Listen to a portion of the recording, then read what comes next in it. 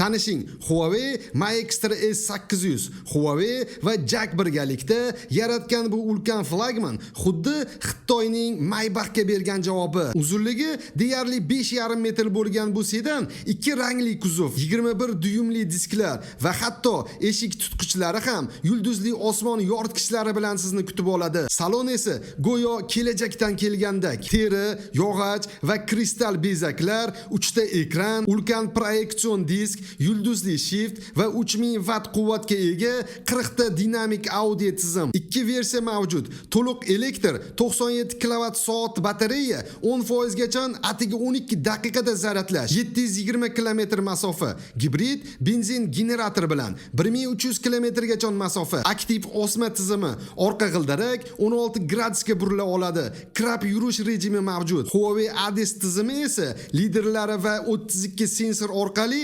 3-darajali avtopilot imkoniyatini beradi. Chiqqaniga bir necha kun bo'lishiga qaramay, minglab buyurtmalar yig'ildi. Narxi 708 yuan, ya'ni taxminan $98,000. Haqiqiy g'ildirakdagi hashamat. Endi savol, agar sizda imkon bo'lsa, shunday kelajak mashinasini haydagan bo'larmidingiz yoki klassik avtomobillardan voz kechmasmidingiz? Fikringizni kommentariyada yozib qoldiring. Bizni yo'qotib qo'ymaslik uchun like bosib, obuna bo'lishni unutmang.